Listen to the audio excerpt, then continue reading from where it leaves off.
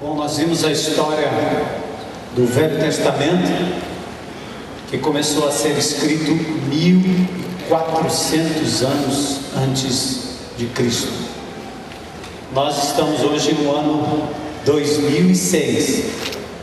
Some-se a esses 2006 anos, mais 1400 anos, e você tem 3400 anos desde que Moisés escreveu os 5 primeiros livros que você carrega aí na sua Bíblia. Fantástico, não é? Esse não é um número inventado, isso não é uma coisa que nasceu na cabeça de alguém alguns anos atrás. A comprovação histórica, arqueológica, bibliográfica, há N indícios de que, de verdade, a Bíblia começou a ser escrita há 1400 anos atrás. Nós queremos autenticar um pouco aqui o Velho Testamento, demonstrando como os livros foram inicialmente formados. Nós temos no Velho Testamento 24 livros que faziam parte do chamado cânon, a palavra para regra ou régua, uma medida dos inúmeros livros que foram compostos naquela época, faziam parte do chamado Velho Testamento, os 24 livros na Bíblia hebraica, língua que foi originalmente escrita, não só a língua hebraica, mas também a língua aramaica. Já na composição cristã, ou seja, a Bíblia dos Evangelhos, nós temos 39 livros. Não há um acréscimo de livros, mas alguns livros, como por exemplo livro de Reis, Samuel e Crônicas, foram divididos, e na Bíblia que você tem na sua mão, você tem 1º e 2º Samuel, 1º e 2º Crônicas. Você tem também uma divisão entre o livro de Esdras e Neemias, que na Bíblia dos judeus ela compõe e apresenta um só livro. Outra coisa interessante é os testemunhos que nós temos do Velho Testamento, que nesses 400 anos de silêncio parou exatamente em Malaquias. As últimas palavras que Deus falou ao seu povo através do profeta Malaquias aconteceu 400 anos antes de Cristo. Depois disso, o grande silêncio. E eu gostaria que vocês observassem como já no Novo Testamento as palavras de Jesus corroboram aquilo que foi a composição do Velho Testamento. Quando ele, lá em Lucas, no capítulo 24, verso 44, olha o que Jesus diz. A seguir, Jesus lhes disse: são estas as palavras que eu vos falei, estando ainda convosco. Importava se cumprisse tudo o que de mim está escrito, presta atenção, na lei de Moisés, nos profetas e nos salmos. Quando Jesus menciona essas 3 divisões, ele está fazendo referência à Bíblia do judeu, porque na Bíblia do judeu tinha a lei, chamado a Torá, ou a Torá, os 5 livros escritos por Moisés.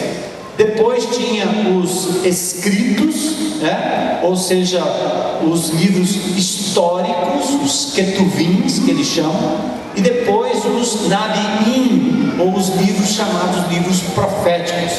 Então, quando Jesus faz menção a estes livros, ele está então fazendo menção ao Velho Testamento, que àquela altura já estava completo, pronto, e assim era um testemunho de que nos dias de Jesus já os livros do Velho Testamento tinham sido separados pela própria nação de Israel, e assim, nos seus 24 livros em hebraico e 39 livros do ponto de vista da Bíblia evangélica, a Bíblia protestante, a Bíblia que nós temos nos dias de hoje.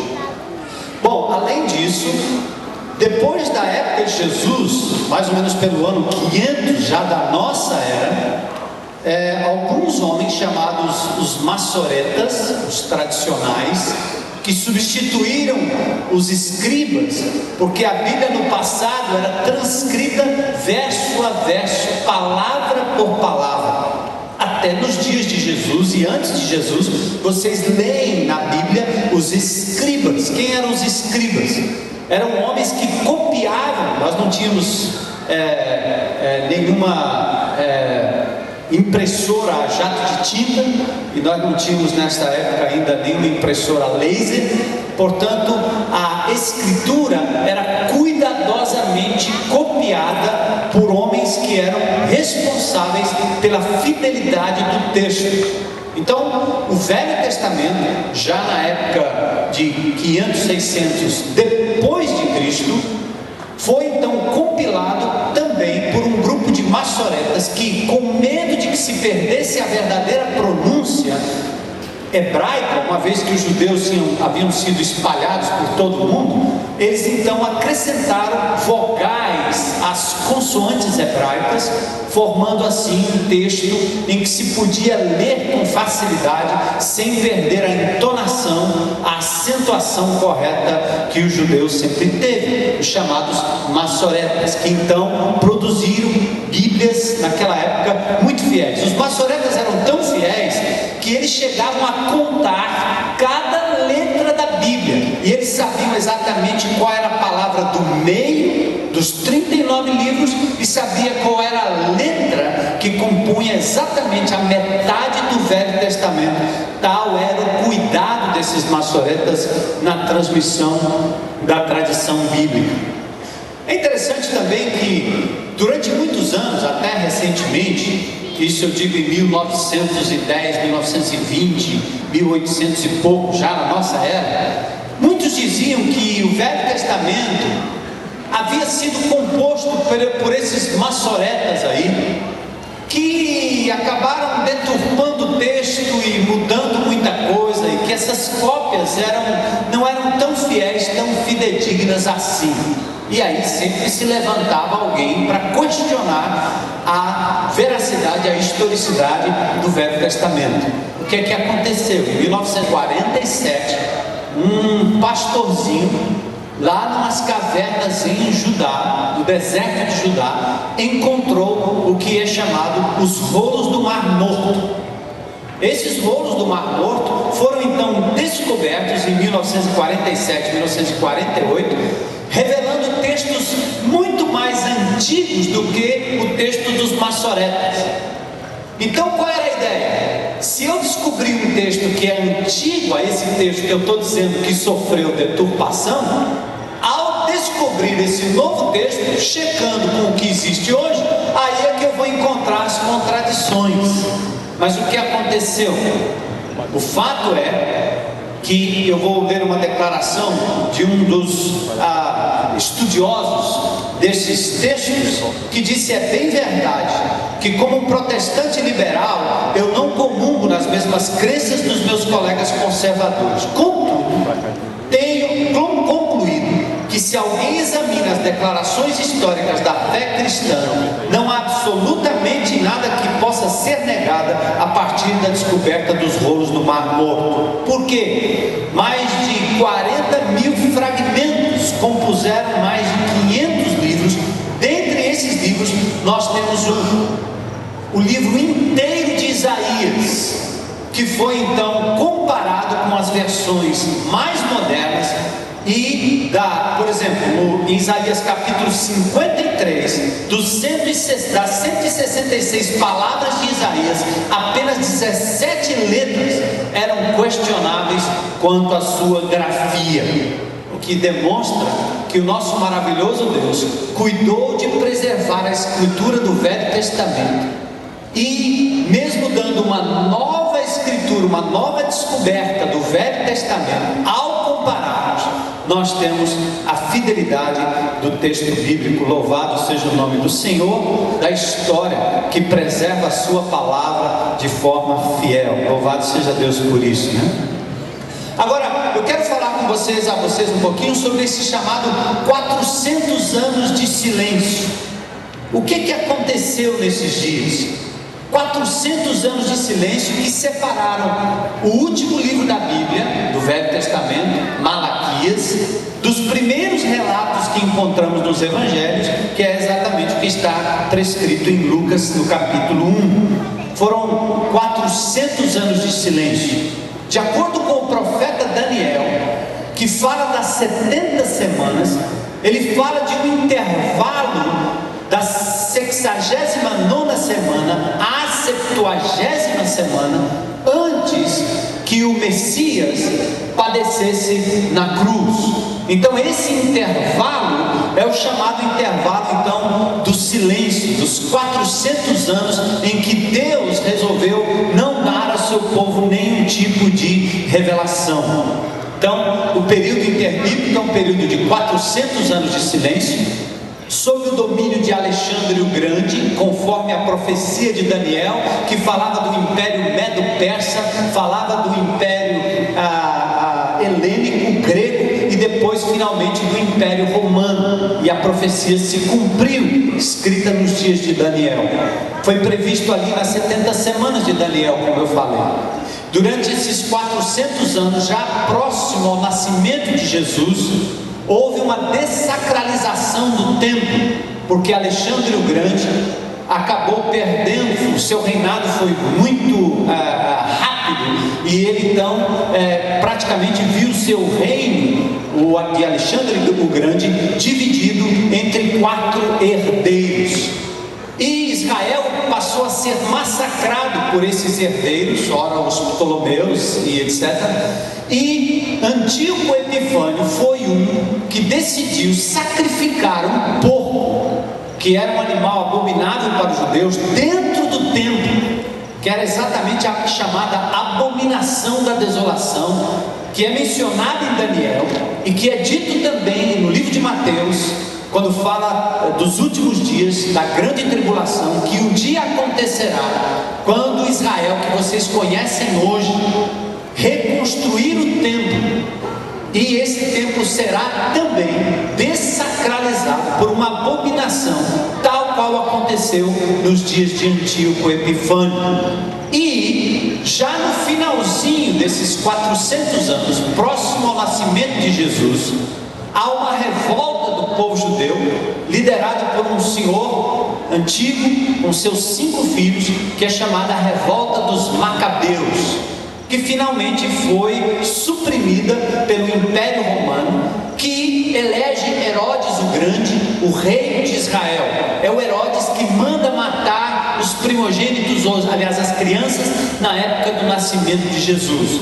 É diferente daquele outro Herodes, que mais tarde a gente vê, inclusive com a cabeça de João Batista nas mãos, né? Então esse Herodes é o Herodes que reconstrói o templo, que faz o templo de forma magnífica naqueles dias, é um construtor muito hábil, mas é um indivíduo também muito louco, matou muitos da sua própria família por desconfiança, e ele foi o que mandou matar os pequeninos na época que soube que nasceria o rei dos judeus. Agora, vocês precisam saber que foi exatamente nesta época de 400 anos de silêncio que muitos livros foram escritos, inclusive o que nós chamamos de livros apócrifos.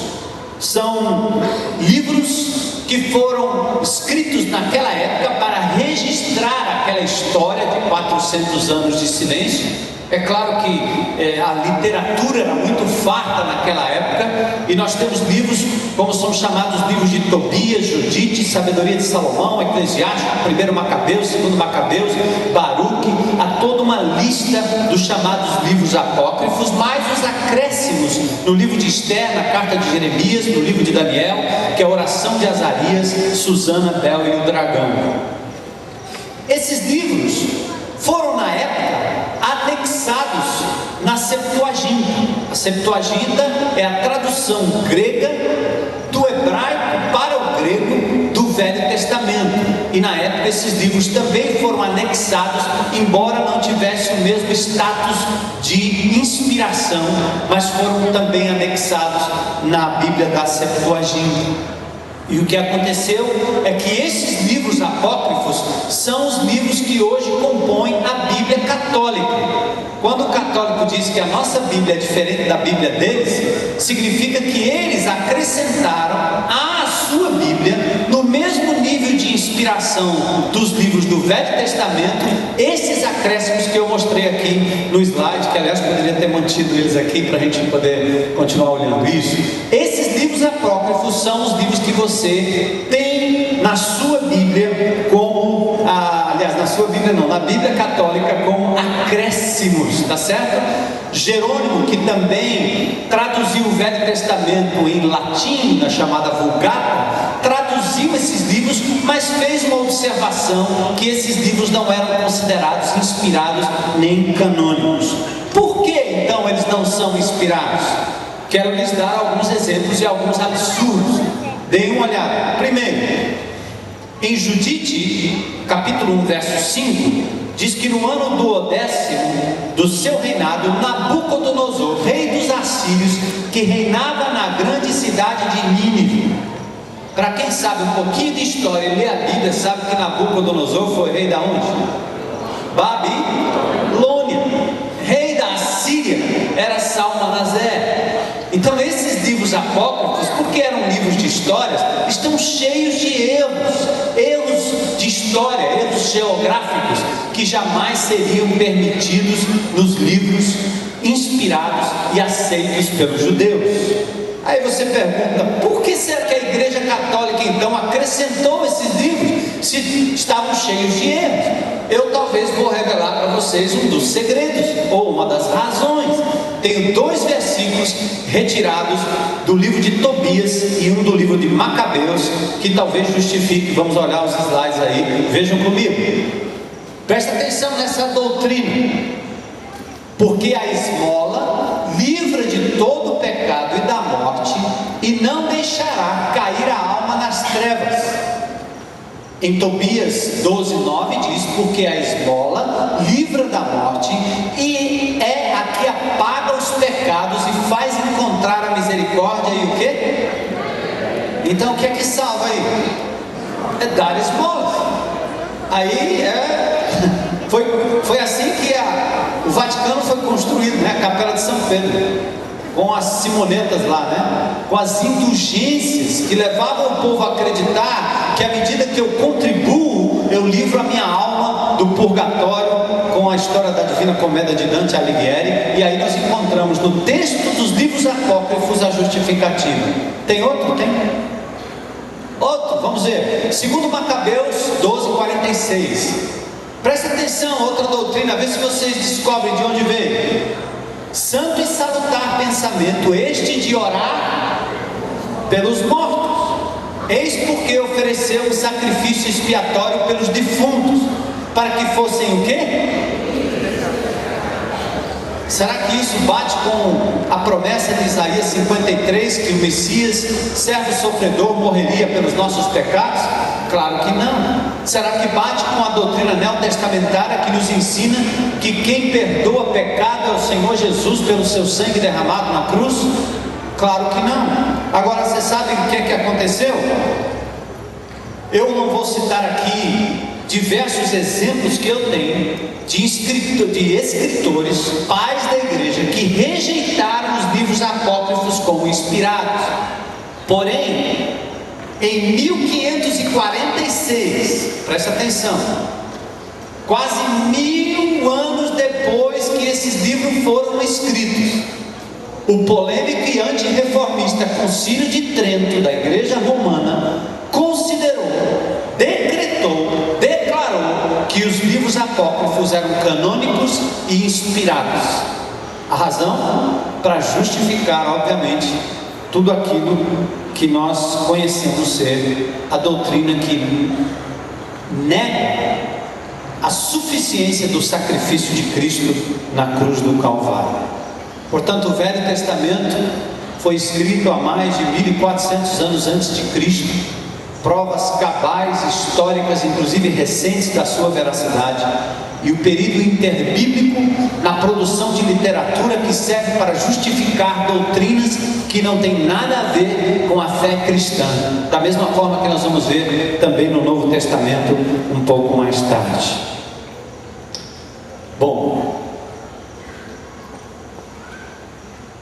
tendo visto o Velho Testamento, eu vou pedir agora que vocês acendam as demais luzes, e nesse momento nós vamos fazer uma pausa na nossa história para convidar você depois a fazer uma leitura do seu boletim em casa, lembrando que nós temos cursos de batismos, retiro de casais, escola bíblica com novas turmas, e você deve se inscrever hoje. E lá dentro do seu boletim tem um convite, já viram aí? Vocês receberam? Ou veio junto aí, foi dado, né? Esse convite é para que você guarde com muito carinho. Cada boletim desse custa dinheiro, né? Então não jogue no chão, não desperdice, guarde, leia todo, aí depois você pode fazer o que quiser com o boletim, mas leia antes. E esse convite é a mesma coisa, é um convite para que nos próximos 2 domingos você traga um amigo, para que ele, domingo que vem, ouça um pouco sobre a história de Jesus, Cristo histórico, com provas cabais, provas claras da sua existência enquanto ser humano histórico, o Jesus do Novo Testamento. E no dia 28 de maio, desmascarando o Código da Vinci, a gente vai trazer aqui 10 furos dessa ficção de Dan Brown, que já começou a ser propagada aí pelo mundo inteiro, tá certo? Então, mas nesse momento nós vamos fazer uma pausa para que a gente dedique ao Senhor os nossos dízimos e as nossas ofertas, aquilo que de verdade é um ato de adoração e que dá sustentação também a tudo que nós realizamos aqui nos diversos ministérios e iniciativas desta igreja. Então nós estamos felizes com a sua presença no tempo certo, na hora certa. Espero que você não tenha perdido nada do início, e vamos continuar caminhando até o final do culto, agora no Novo Testamento, com informações cruciais sobre o texto e, obviamente, o contexto do Novo Testamento. Então, nesse instante, eu desafio você, em nome de Jesus, a se colocar diante de Deus e trazer a sua oferta, o seu dízimo, enquanto nós ouvimos aqui um cântico para a honra e glória do nosso Senhor Jesus Cristo. Bom, agora nós estamos falando de um novo tempo, um novo momento da história.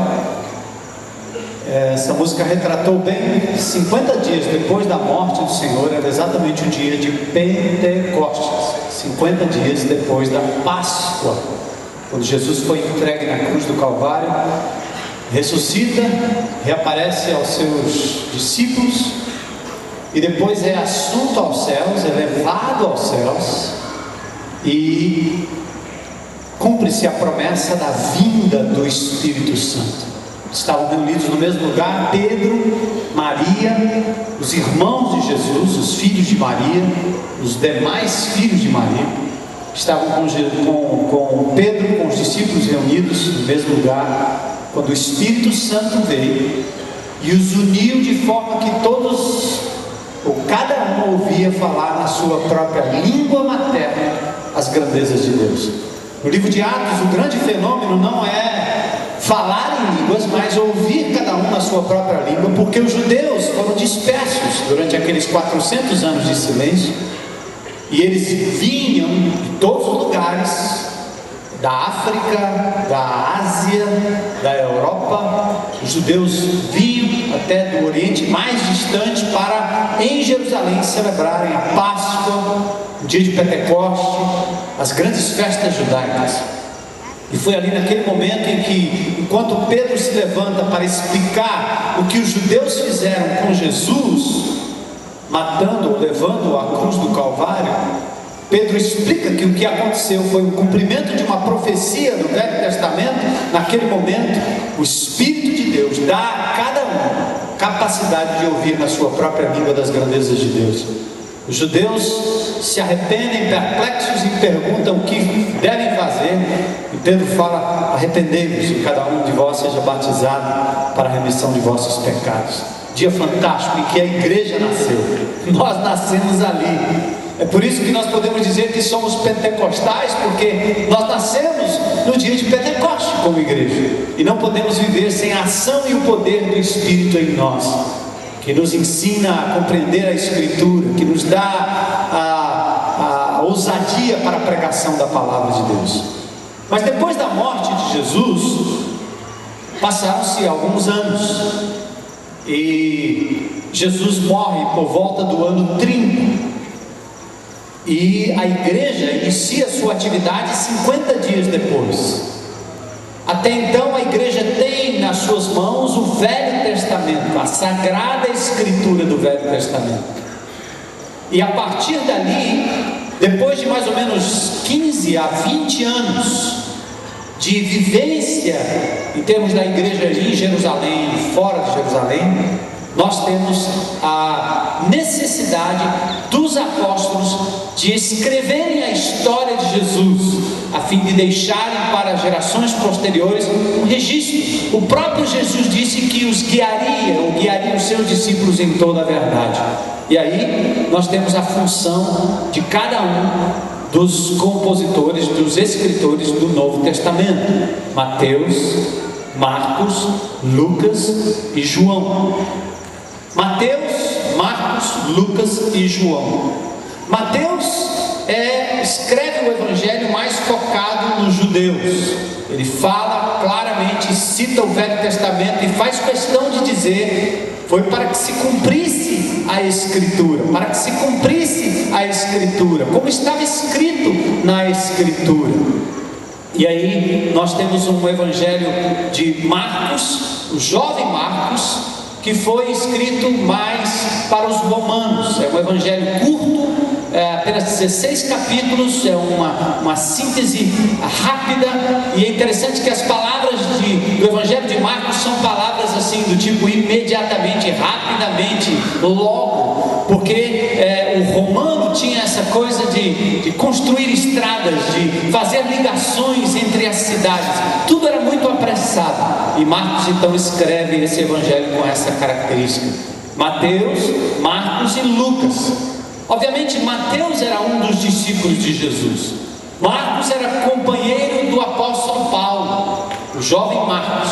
E depois nós temos Lucas, o médico, também companheiro do apóstolo Paulo, chamado Lucas o médico, um historiador, um homem que foi capaz de investigar minuciosamente toda a palavra, todo o acontecimento, e assim compusemos os 3 evangelhos, cada um escrevendo do seu ângulo. Lucas escreve para os gregos, ele abre o seu evangelho e, como historiador, depois o próprio livro de Atos, escrevendo algo excelente, Teófilo. E ele diz que minuciosamente procurou informação, e é muito provável que Pedro foi a grande fonte desses evangelhos. Obviamente que àquela altura já fragmentos do evangelho, pedaços do evangelho, livros inteiros circulavam no meio da igreja, à medida que esses homens de Deus eram inspirados, levados pelo Espírito de Deus para contarem toda a história da infância,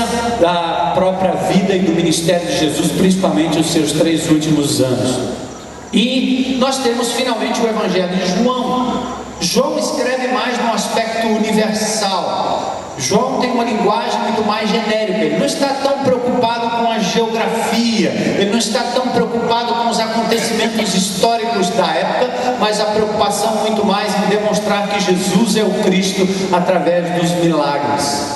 E ele mostra então os seus milagres, começando com Caná da Galileia e assim por diante. É um evangelho que fala do verbo que se fez carne, que fala da forma universal desse Senhor do universo que se faz gente como a gente, tabernaculando no nosso meio. E assim nós temos a composição dos 4 evangelhos. Obviamente que depois disso, Lucas, o médico, continua ainda escrevendo a história de Atos. Atos é a história o apóstolo Paulo está já na sua quarta prisão, dessa vez definitiva, uma prisão domiciliar, quando o apóstolo Paulo então, aliás, na sua quarta viagem, que ele vai a Roma, e ali ele passa pelo seu estágio de prisão domiciliar, e ali termina então o capítulo 28 do livro de Atos, escrito por Lucas, o historiador, o médico, que dá detalhes da vida de Jesus que nenhum outro evangelista deu, e assim nós temos a composição dos 4 evangelhos. Bom, depois disso nós temos o apóstolo Paulo. Paulo tem a sua história também contada através das suas epístolas. Então as epístolas paulinas vêm na sequência contando a história da igreja e solidificando a doutrina da igreja. Como é que a igreja deveria se portar, se comportar, uma vez que a igreja agora era a nova nação de Israel, o novo povo de Deus, não mais aquela nação do Velho Testamento localizada numa terra e como capital Jerusalém, o templo como a sua base de adoração. Agora o templo era o povo, o templo somos nós, o Espírito Santo agora em cada um se manifestando de forma maravilhosa através dos dons espirituais.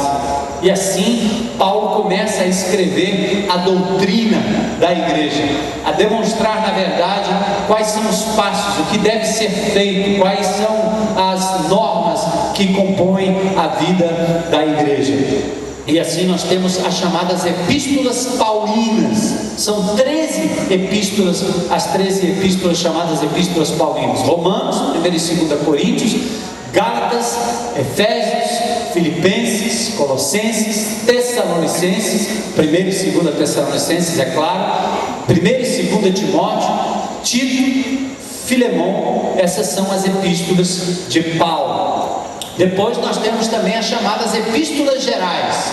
As epístolas de Paulo foram escritas pouco antes do ano 64 por aí, que foi exatamente a época em que Nero manda, pela perseguição aos cristãos, destruir Jerusalém, o seu templo, queimar o templo totalmente, uma loucura, onde muitos cristãos perderam a vida naquela época por conta da grande perseguição e da mistura que se fazia entre judeus e cristãos naquela época. Então nós temos depois as epístolas gerais. Volta o slide para mim das epístolas gerais, só para a gente pausar. Hebreus, Tiago, 1 e 2 Pedro, 1, 2 e 3 João, Judas e finalmente nós temos então o livro do Apocalipse. Aqui é uma nova história, é a história do mesmo João o evangelista, que compôs o 4º evangelho. João é o último dos apóstolos. João escreve agora não só o evangelho de João, mas ele escreve 1ª, 2ª e 3ª epístola de João. João, na época de Jesus, era um jovem, e não só na sua primeira epístola, mas ele denota em todos os seus escritos a intimidade que ele tinha com o Senhor. João fala do verbo da vida, ele fala que eles foram testemunhas oculares, assim como Pedro também fala acerca disso. Mas nós tocamos o verbo da vida. Ele se fez gente, ele se materializou, ele está no nosso meio, ele se fez carne. João faz questão de lidar com essa doutrina e esta realidade da encarnação de Jesus, o verbo que se fez carne e habitou entre nós, cheio de graça e verdade. Ele escreve o Evangelho de João, 1ª, 2ª e 3ª epístolas de João, 3ª epístola de João, e finalmente o Apocalipse. Apocalipse é escrito numa época de intensa perseguição à igreja, onde os imperadores romanos, que eram chamados de deuses, senhores, onde a proclamação, ou seja, a declaração de que César era Senhor, era comum a todo cidadão do Império Romano. Mas os cristãos se recusavam a dar a César o título de Senhor, porque eles haviam aprendido que há um só Senhor, um só mediador entre Deus e os homens, Jesus Cristo. E eles diziam, Jesus, ó Curios, ao invés de César, ó Curios. E isso fez com que os cristãos fossem perseguidos, tivessem os seus bens confiscados. Vocês vão notar, por exemplo, isso na última epístola de Pedro, o último capítulo, principalmente o capítulo 3, é quase apocalíptico, e vem então na pessoa de João uma literatura chamada literatura apocalíptica, cujo significado é um pouco escondido, como se nós falássemos hoje da inflação usando a figura do dragão. É como se nós fôssemos falar dos corruptos usando a ideia de um pássaro qualquer. E assim, a Babilônia, ela é Roma travestida, no sentido de que a velha Babilônia volta com seus grandes pecados, e João começa a alertar a igreja e a estimular a igreja através do Apocalipse, para mostrar que o Senhor é o Senhor da história, e a história terá um final feliz, embora muitos venham a padecer pelo nome do Senhor Jesus Cristo e pelo Evangelho do Senhor Jesus Cristo. João é o último apóstolo, ele morre por volta do ano 90, está na ilha de Patmos quando ele escreve o Apocalipse de João, e assim nós fechamos os 27 livros do Novo Testamento, o chamado cânon do Novo Testamento. Deixa eu falar um pouquinho agora sobre o Novo Testamento, como ele se firma como escritura. O Novo Testamento tem, eu preciso do auxílio talvez dessa luz aqui. Pronto. Isso me ajudou. O cânon do Novo Testamento foi estabelecido através, ou seja, o cânon, quando eu digo, é o juntar, a oficialização dos 27 livros do Novo Testamento, assim como os 39 do Velho Testamento, seguiram uma ação do próprio Espírito de Deus dentro da comunidade. O cânon do Novo Testamento já era conhecido na época de João. Por exemplo, tem um texto claro aqui da chamada tradição apostólica, o texto de 2 Pedro, capítulo 3, versos 15 e 16. Preste atenção no que diz: tende por salvação a longanimidade de nosso Senhor, como igualmente o nosso amado irmão Paulo vos escreveu, segundo a sabedoria que lhe foi dada, ao falar acerca desses assuntos, como de fato costuma fazer em todas as suas epístolas. Preste atenção, isso é Pedro escrevendo, já próximo do apóstolo, da morte do apóstolo João. Pedro já velho Pedro, escrevendo sobre as epístolas de Paulo, que foram produzidas nesse período, depois da igreja, e que já circulavam nas igrejas. Portanto, preste atenção no que eu vou dizer, porque vocês vão ouvir muito disso nesses dias do Código da Vinci. Não foi um concílio de Constantino, de Nicéia, de qualquer que seja o concílio, que determinou quais livros eram os livros inspirados ou não. A igreja de Jesus naquela época já sabia distinguir quais eram os livros verdadeiros e os livros falsos, ou as falsas doutrinas, os falsos mestres. E uma comprovação dessa é que dentro desse fato é que dentro do próprio livro de Pedro há uma menção às epístolas do apóstolo Paulo. Também a tradição pós-apostólica falava de Marcion, Irineu, Orígenes e Atanásio. Dá uma olhadinha, tem um slide que demonstra Irineu, Orígenes e Atanásio, os três de baixo, tinham listas completas e perfeitas do Novo Testamento, dos 27 livros, embora alguns livros do Novo Testamento só foram testados ou aprovados mais tarde. Mas Orígenes, por exemplo, tinha uma lista completa já em 185 depois de Cristo. O Código da Vinci, Dan Brown, no seu livro, vai dizer que Constantino, concílio de Nicéia, um concílio feito 300 anos depois, quase 150 anos depois destas listas que já circulavam, foi que determinou o cânon ou os 27 livros do Novo Testamento. Isso é uma balela, é uma mentira, porque ignora-se outros documentos históricos que comprovaram que esses livros já eram aceitos pela igreja de Jesus naquela época. Então, nós temos aqui a tradição apostólica e o testemunho depois dos concílios, que confirmaram a prática das igrejas. Concílio de Hippo na África, de Cartagena, em 397. Agora eu quero abrir com vocês um assunto interessante, um assunto diferente, porque tem a ver com tudo aquilo que está acontecendo nos nossos dias hoje, nos chamados gnósticos ou evangelhos gnósticos. Os gnósticos eram homens, ou um grupo, aliás, que seguiam uma filosofia quase platônica, descendentes aí da filosofia grega de Platão, naquela época, e eles tinham determinadas crenças e circulavam já na época dos apóstolos, na época das igrejas, como uma espécie de seita herética. É fácil você identificar. Hoje, por exemplo, você tem no meio do povo evangélico, circundando o povo evangélico, você tem religiões que se chamam cristãs, que têm práticas e ensinos completamente diferentes da gente. E você tem hoje o que é chamado, por exemplo, de espiritismo cristão. Vocês conhecem, não é? Onde se prega-se não a ressurreição, mas o que? A reencarnação. O indivíduo morre e reencarna numa outra pessoa, e assim por diante. E fala-se de vidas pregressas, vidas passadas, e assim por diante. É interessante que às vezes é chamado de espiritismo cristão. Como é possível conciliar reencarnação com ressurreição? São duas coisas completamente diferentes.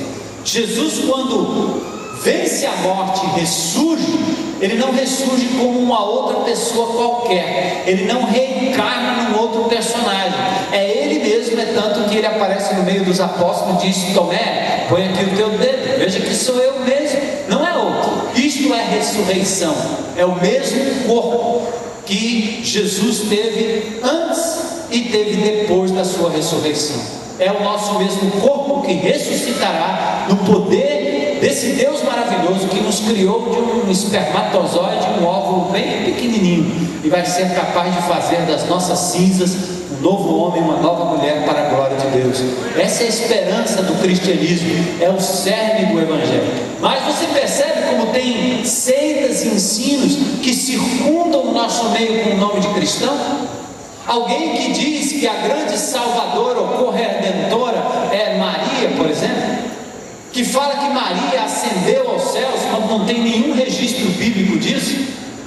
Os gnósticos viviam naquela época mais ou menos nessa mesma ideia. O que era o gnosticismo?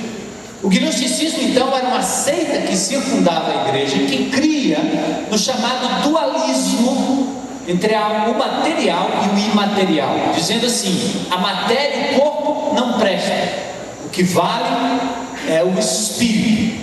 Por exemplo, o material e o imaterial, a matéria é má e o espírito é redimível. Se há alguma coisa que pode ser aproveitada, é a salvação do espírito, porque a matéria não presta. Ressurreição, isso não existe. Como é que uma pessoa pode ser salva então? É através do conhecimento, através da gnose, os conhecimentos profundos de significados esotéricos, místicos, e eles, enfim, menosprezam a história.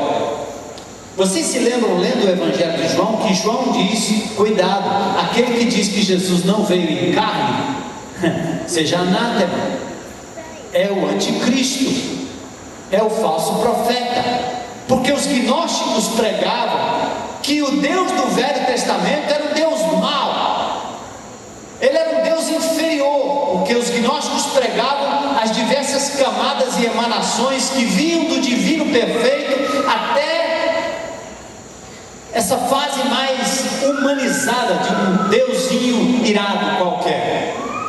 Então, eles diziam o seguinte: é impossível que Deus tenha se feito carne, porque a carne é má e não presta. E óbvio, os gnósticos, com essa coisa de que a matéria não presta, eles têm duas atitudes claras em termos da sua vida ética e prática. Se a matéria não presta, nós temos então que flagelar essa matéria, temos que punir esse corpo, para que então o espírito seja purificado. A segunda é, já que uma matéria, o corpo não presta, vamos cair na gandaia. Não, ora, vamos aproveitar a vida, meu amigo. Vamos beber, transar, correr, fumar, traficar, vamos fazer o que der aí, porque não interessa se é homem, mulher, onde é, como é, não interessa, porque a matéria não presta, no fim o que se salva é o espírito. Então ele vira um cético ou um indivíduo que se autoflagela, um masoquista quase, ou ele vira um libertino de primeira linha. E os gnósticos pregavam isso, principalmente negando que Jesus foi santo, puro, negando a ressurreição de Cristo, negando que Jesus era o Senhor, Deus que se fez gente como a gente, porque eles diziam: o espiritual não pode encarnar no material, o puro santo Deus não pode se fazer matéria, porque a matéria é essencialmente má. Isto era, ou esta era, a chamada crença dos gnósticos. Logo após, agora presta atenção, porque isso é fundamental para o que vocês vão ouvir nos próximos dias.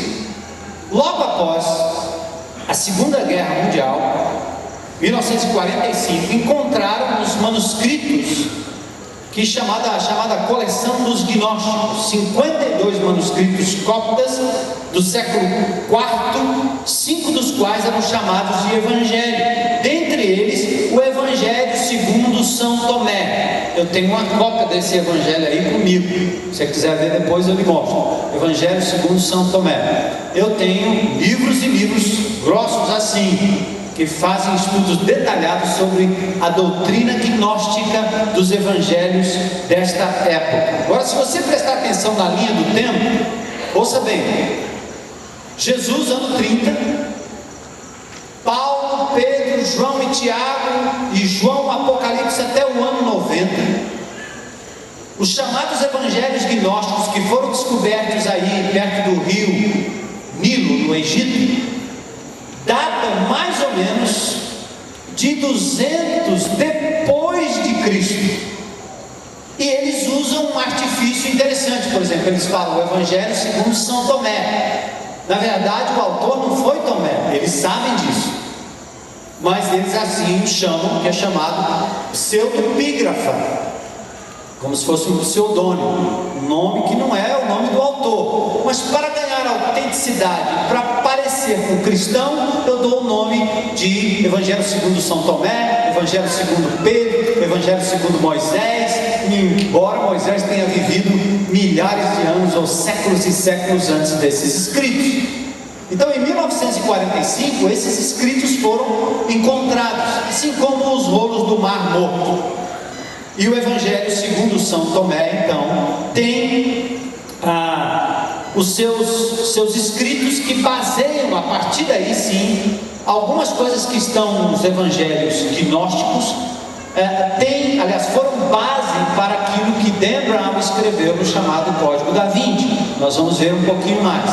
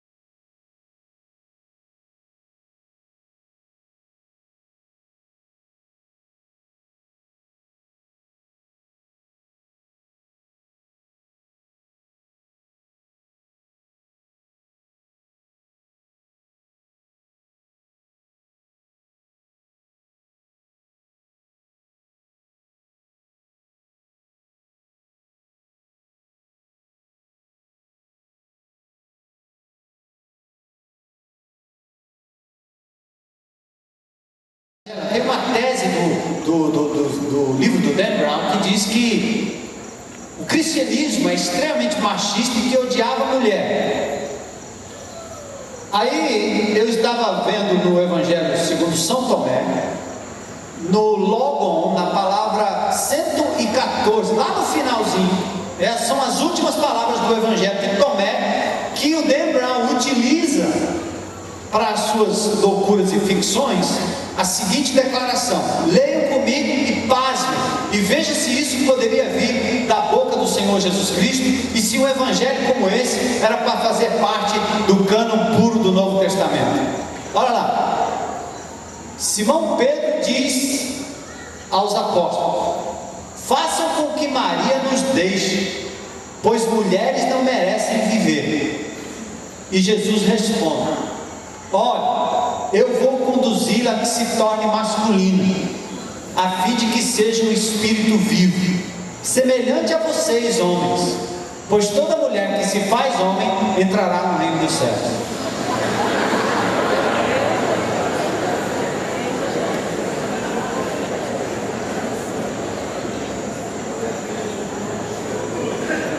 Está vendo aqui? Você sabe quem é que vai gostar desse evangelho aí?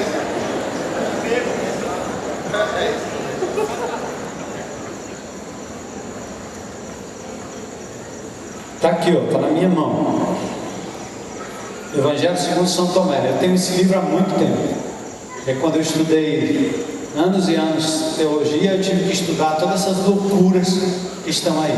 Dan Brown não está fazendo nada de novo. Em 1985, esse seminário de Jesus, que tem como alvo avacalhar o cristianismo e a pessoa de Cristo, felizmente eles não vão conseguir isso, porque Jesus permanece Santo, Senhor, soberano, absoluto, Salvador. Glória a Deus.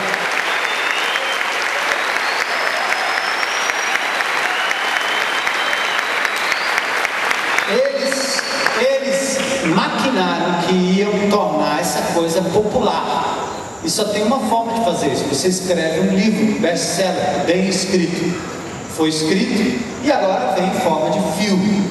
E as pessoas vão começar a crer nessas mentiras, como se fossem fatos. Porque é assim, né? A gente lê uma coisa e não sabe distinguir, às vezes, fato de ficção.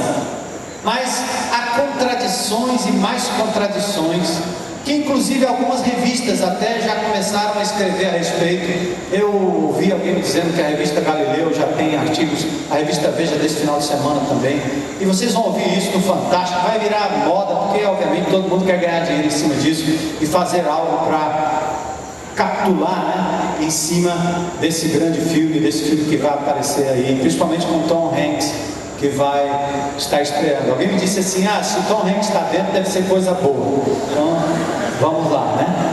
Mas preste atenção aos adeptos do gnosticismo. Esse não é o Jesus da Bíblia, tá certo? E eu quero encerrar aqui. Eu não sei se vocês vão encontrar o slide aí, que eu pulei algumas coisas. Eu quero só que vocês voltem um pouquinho rapidamente aqui ao chamado Novo Testamento e outras literaturas para a gente encerrar. Então eu quero agradecer aqui aos nossos amados que trabalharam aqui, né? Eles não são de nós. Esse pessoal é o pessoal do Lar da Paz, tá bom? Trabalhou assim com a gente. Rapidinho eu quero só chamar aqui alguns slides. Primeiro, o Novo Testamento e outras literaturas. Você não sabe disso. A maioria eu sei que não sabe. Alguns sabem, outros não. Mas nós precisamos saber. Jovens, adultos, leiam, pesquisem um pouco mais sobre a Escritura. O Nando estava me dizendo hoje que vai ter uma aula de escola bíblica que vai ser exatamente sobre o panorama e introdução ao Novo Testamento, à Bíblia. Inscrevam-se lá no final da palhoça. A gente precisa frequentar mais as classes para a gente aprender um pouco mais. Mas olha, preste atenção. As literaturas clássicas que você estuda na universidade, que você ouve seus professores falarem, por exemplo, César, que foi escrito 100 anos antes de Cristo, foi encontrado um manuscrito, os manuscritos desta obra, no ano 900 depois de Cristo. Sabe quantas cópias encontraram? 10 cópias de manuscritos encontrados no ano 900 da nossa era, de uma literatura escrita 100 anos antes de Cristo. Platão e suas obras, 400 anos antes de Cristo, foi quando foi escrito. O manuscrito mais antigo das obras de Platão foi achado no ano 900, data do ano 900, não tem outras cópias antes disso, só daquela data de 900. Sabe quantos manuscritos vocês têm lá? 7. Você estuda filosofia, teu professor enche a boca e fala de Platão, e faz você estudar a República de Platão, faz você meditar no platonismo e todo o movimento, e você só tem 7 manuscritos que aprovam e comprovam que na verdade Platão disse o que disse e escreveu o que escreveu. Aristóteles, 49 manuscritos de cópias achadas no ano 1100 depois de Cristo. A Ilíade de Homero, que conta a história de Troia, da guerra de Troia, um manuscrito antigo, quase 900 anos antes de Cristo, foi encontrado no ano 400 antes de Cristo. Quantas cópias? 643 cópias. Olha o Novo Testamento. Olha o Novo Testamento. Presta atenção nessa continha. O Novo Testamento, escrito entre o ano 40 e o ano 100 depois de Cristo. O manuscrito mais recente que nós temos é do ano 125. Olha quão próximo está o manuscrito encontrado do texto real original. Sabe quantas cópias nós temos? 24.000 cópias de manuscritos. É o documento mais confiável que se conhece na história da antiguidade. É o documento que trata de nomes de reis, lugares geográficos que até hoje podem ser comprovados e visitados. Nenhum outro livro tem tanto fundamento histórico quanto essa maravilhosa palavra de Deus. Senhores intelectuais, você pode até rejeitar o que esse livro diz, mas você não pode negar que ele é histórico e real, que Moisés foi Moisés, que o Nilo é o Nilo, que o Mar Morto é o Mar Morto. Não dá para negar, está lá na história. Você não pode negar os reis que estão mencionados aqui, porque eles fazem parte da história. Esse livro é base de história em muitas instâncias das nossas universidades, dos nossos estudos de história e de ciência, aliás, de geografia. Só que, porque os homens não gostam do que este livro prescreve, manda e diz, eles então tentam jogar, pedra na sopa, tentam jogar farinha no ventilador, como diz o outro. Eles tentam de tudo. E os gnósticos agora estão tentando quebrar o único fio de ética e de moral que poderia existir para uma sociedade justa. Só que é em vão, porque eles estão se baseando em documentos que são falsos, que não têm precisão histórica, assim como os católicos tentam fazer com a oração pelos mortos, que no fim tem que estar trocando e mudando, chamando de missa memorial, assim como a ascensão de Maria, que continua confundindo a cabeça de todo mundo. Às vezes eu fico pensando que a Igreja Católica acha que se um dia alguém desmoralizasse Jesus, Maria seria a salvadora única, porque tentam falar até da ascensão de Maria. É impressionante, quanto mais o tempo passa, menos se fala de Jesus, mais se fala de Maria. A lógica de João Batista nem prevalece, porque João diz: importa que ele o quê? Cresça e que eu diminua. Nem a lógica de Maria, que diz: se façam tudo o que ele mandar. E assim nós vamos nos distanciando do Jesus histórico e da verdade que está revelada na palavra de Deus. Os gnósticos estão tentando e vão tentar, mas amados, já tentaram no passado e não foram bem sucedidos. porque o Senhor continua sendo o Senhor maravilhoso, Salvador, e essa palavra é poderosa, santa. Essa palavra é viva e eficaz. Crentes em Jesus, creiam na palavra, leiam a palavra, estudem a palavra, firmem-se na palavra, para você poder responder para cada um que vos pedir a razão da esperança que há em vós. Procura apresentar-te a Deus, como diz Paulo a Timóteo, aprovado, como obreiro, que não tem de que se envergonhar e que maneja bem a palavra da verdade. Amém? Santifica o Senhor no seu coração. Seja preparado. Glória a Deus. E como igreja é isso que nós queremos fazer. Nós não vamos dar ouvidos às profecias de homens incautos, e nem vamos dar ouvidos a livros e essa literatura que inunda as nossas livrarias, inclusive evangélicas, literaturas antibíblicas, que falam de um Jesus que não existe, que fala de experiências mágicas e místicas que não existem. Nós vamos voltar para o fundamento, nós vamos voltar para a palavra de Deus, e vamos confiar naquilo que Deus já falou através da sua palavra.